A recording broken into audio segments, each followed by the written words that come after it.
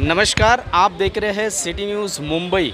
मीरा भाईंदर में tiger is back, ये शब्द है विधायक प्रताप सरनाईक के। आज उन्होंने मीरा भाईंदर महानगर पालिका में काफ़ी दिनों के बाद यानी दूसरी लहर आने के बाद आज उन्होंने महानगर पालिका के आयुक्त दिलीप ढोले को एक कार्डियक एम्बुलेंस और एक शव वाहनी नगर पालिका को हैंडओवर की है। उस वक्त उन्होंने स्थानिक राजनीति से लेके राज्य सरकार एवं केंद्र सरकार की नीतियों पर भी हमला किया है। उन्हें किस तरीके से मझधार में छोड़ा गया, इसको उन्होंने नज़रअंदाज करते हुए आगे काम करने की बात करते हुए क्या कहा, आइए देखिए मेरे साथ सिटी न्यूज़ की खास रिपोर्ट। कम है, ये जो एम्बुलेंस हमने आज ली है वो एक मिनी हॉस्पिटल है। जैसे हॉस्पिटल के आईसीयू सेंटर में जो भी सुविधा ऑक्सीजन सिलेंडर के साथ आईसीयू में जो सुविधा मिलती है वो सुविधा इस एम्बुलेंस में दी है। यानी इमरजेंसी के तौर पे अगर कौन से भी हॉस्पिटल में जगह पेशेंट को नहीं मिली तो वो एम्बुलेंस में भी ट्रीटमेंट हो सकता है। वहाँ पे डॉक्टर और नर्सेस की भी सुविधा महापालिका के माध्यम से मुफ्त की जाने वाली है। और ऐसी सेवा मीरा भाईंदर कॉरपोरेशन में मेरे विधायक फंड से मैंने इस साल दी है।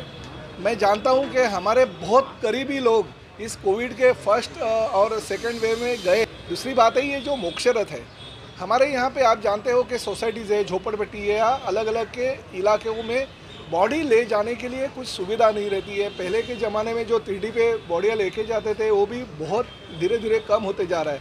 तो हमने ये सुविधा उपलब्ध करके दी है। वो सुविधा का फ़ायदा किसी को नहीं होना चाहिए, ऐसा मेरा खुद का कहना है, क्योंकि मगर फिर भी मृत्यु अटल है तो एक ना एक दिन सबको जाना है। इसलिए वो मोक्ष रथ की सुविधा महानगर पालिका के माध्यम से मुफ्त उपलब्ध की जाएगी। घर से या अस्पताल से दफन भूमि तक या स्मशान भूमि तक जो बॉडी है वो बॉडी लेके जाने की व्यवस्था की जाएगी। और साथ ही में उसमें एक आइस बॉक्स अगर ज़रूरत है तो रखा जाएगा महानगर पालिका के ओर से, ताकि बॉडी जो है वो ज़्यादा से ज़्यादा टाइम वहाँ पे रह सके। तो ये पूरे महाराष्ट्र में ऐसी अद्ययावत सुविधा देने वाली मीरा भाईंदर महानगर पालिका ये पहली कॉरपोरेशन है, ताकि उसका फ़ायदा ये आरोग्य सुविधा ये हमारे उद्धव साहब ठाकरे जी ने जो ऐलान किया था शिव संपर्क अभियान, उस शिव संपर्क अभियान का आज पहला दिन है। 12 तारीख से 24 तारीख को हम वो अभियान घर घर में उसका नियोजन कर रहे हैं। तो आज इस शिव संपर्क अभियान की यह शुरुआत हम मीरा भाईंदर कॉरपोरेशन के हमारे कार्यक्षम कमिश्नर श्री दिलीप ढोले जी, जिन्होंने कोविड की सेकेंड वेव अभी तक गई नहीं है मगर उसका नियंत्रण बहुत ही अच्छी तरह से किया, और साथ ही में तीसरे वेव्स की भी वो नियंत्रण और उसको कंट्रोल करने की कोशिश बहुत अच्छी तरह से करी है। सत्ताधारी पार्टी का यानी शिवसेना का विधायक होने के नाते जो आरोग्य सेवा की सुविधा महानगर पालिका को लगेगी वो हर सुविधा हम उपलब्ध करके देंगे, ऐसा आदेश हमको हमारे मुख्यमंत्री आदरणीय पक्ष प्रमुख उद्धव साहब ठाकरे जी ने दिया है। हम ये बात जानते हैं कि पूरे महाराष्ट्र में कोविड की महामारी बहुत बड़े पैमाने पे है। आज भी देश में केरल और महाराष्ट्र छोड़ के सभी राज्यों की कोरोना की स्थिति नियंत्रण में हो, मगर महाराष्ट्र की जो परिस्थिति है वो वैसे ही स्टेबल है।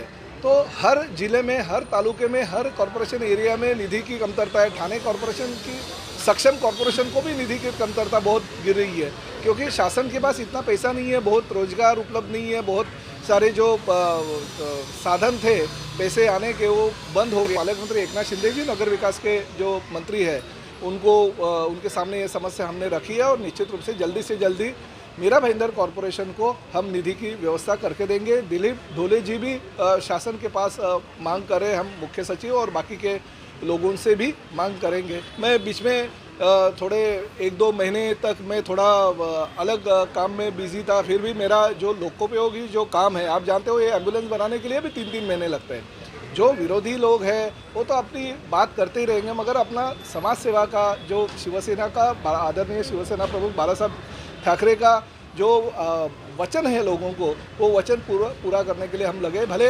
कुत्तों की तरह किसी को भी कुछ भी भौंकने दो, मगर प्रताप सरनाईक और शिवसेना का काम ही कायम रहेगा। शिवसेना का प्रवक्ता होने के नाते कि 2.5 साल जो कमिटमेंट भारतीय जनता पार्टी के नेताओं ने उद्धव साहब को की है वो पूरी करनी चाहिए। और ये ऐलान हुआ, उसके बाद में युति नहीं हुई, फिर महाविकास आघाड़ी स्थापन हो गई।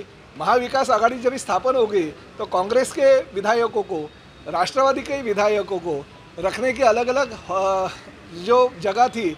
एक मेरा बड़ा बेटा जो है कांग्रेस के लोगों का सब रहने का और उनका बंदोबस्त करते थे। मेरा दूसरा छोटा बेटा है, वो राष्ट्रवादी के लोगों का रहने का और सब उनका बंदोबस्त करते थे। और मैं खुद शिवसेना का विधायक होने के नाते और जिला का प्रतिनिध होने के नाते हमारे लोगों की व्यवस्था करता था। उसके बाद में महाविकास आघाड़ी स्थापन होगी, सरकार बन गई। प्रताप सरनाईक ने ना कुछ मांगा, ना उसको कुछ मिला और ना कुछ मिलने की उम्मीद है।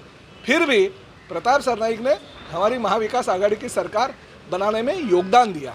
उसके बाद में जब भी महाराष्ट्र के ऊपर संकट आया, कंगना रनौत ने हमारे मुख्यमंत्री जी के बारे में, हमारे महाराष्ट्र के बारे में गलत सलत बोला था, उनके खिलाफ हम लोग ने आंदोलन किया।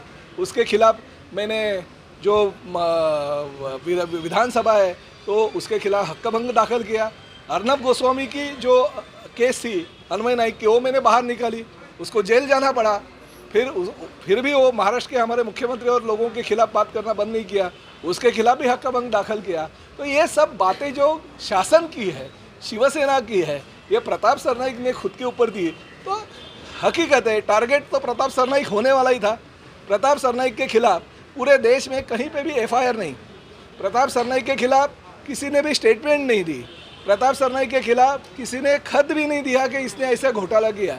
फिर भी प्रताप सरनाईक के पीछे ईडी लगी है। तो ये तो हकीकत है, केंद्र और राज्य शासन के बीच में बलि का बकरा अगर कोई बनता है तो उसकी शुरुआत प्रताप सरनाईक के साथ हुई है। और उसके लिए मैं न्यायालयीन लड़ाई जो प्रक्रिया है वो लड़ रहा हूँ और आगे भी लड़ते रहूँगा। सिर्फ एक ही बात है कि इस दौरान जिन लोगों ने ठाट से प्रताप सरनाईक के पीछे खड़ा रहना चाहिए वो लोग रहे नहीं। ये दुख कभी कभी है। मेरे कॉन्स्टिट्यूंसी में भी बहुत सारे ऐसे चीज़ें हो गई है, मगर अभी वो कभी कभी बोलते हैं ना, टाइगर इज बैक। तो आगे आगे देखिए होता है क्या। सरनाईक साहब, जिस तरीके से आपके ऊपर ईडी की जांच लगी और आपके साथी गायब हो गए, क्या कहेंगे आप? जो प्रोटेक्शन आपको मिलना चाहिए था, देखिए पार्टी का तो सवाल नहीं। महाराष्ट्र के मुख्यमंत्री और हमारे पार्टी के चीफ आदरणीय उद्धव साहब ठाकरे डट के प्रताप सरनाईक के पीछे रहे, ये हकीकत है। मगर एक बात है कि अभी जो चीज़ हो गई है वो न्याय प्रक्रिया है न्यायालय में। और दूसरी चीज़ जो है कि ये जो इस दौरान जो चीज़ें हो गई भूल गई हो, तो राजनीति में ये तो चीज़ें अंदर बाहर ऊपर नीचे ये तो होते रहते हैं। हर चीज़ों की तरफ अगर मैं ध्यान रखूँगा तो काम नहीं कर पाऊँगा। फिर भी मेरा काम मैं करते रहता था। हमारे कमिश्नर साहब है, उनको कांटेक्ट करता था, उनसे कुछ चीज़ें जो है वो डिस्कस करता था। जो मेरे कॉन्स्टिट्यूंसी के लिए और मीरा भाईंदर शहर के लिए काम की ज़रूरत है वो उनसे बातें करता था।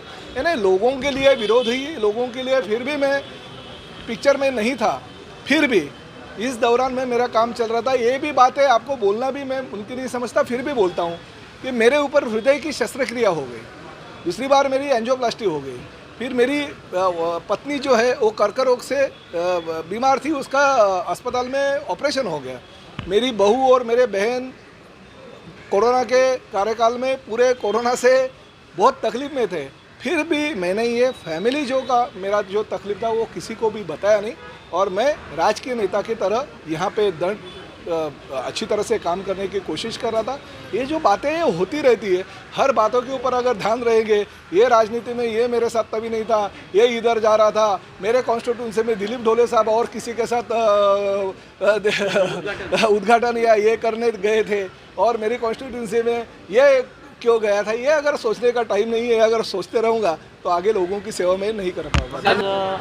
मान्य आमदार प्रताप सरनाईक साहेब यांनी त्यांच्या आमदार निधीमधून मीरा भाईंदर महानगरपालिकेसाठी एक मोक्ष रथ आणि एक ॲम्ब्युलन्स देण्यात आलेले आहे।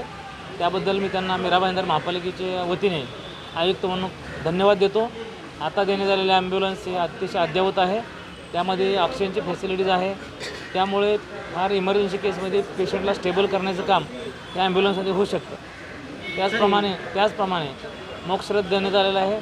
खरं तर त्याची आवश्यकताच लागू नये अशी विनंती असेल, परंतु एखादा पेशंट मरण पावल्यानंतर त्यांना मशानभूमीपर्यंत नेण्यासाठी त्यावेळेला लोकांची अडचण येते, लोक नसतात, त्यावेळी ह्या मोक्षरथाचा उपयोग होईल।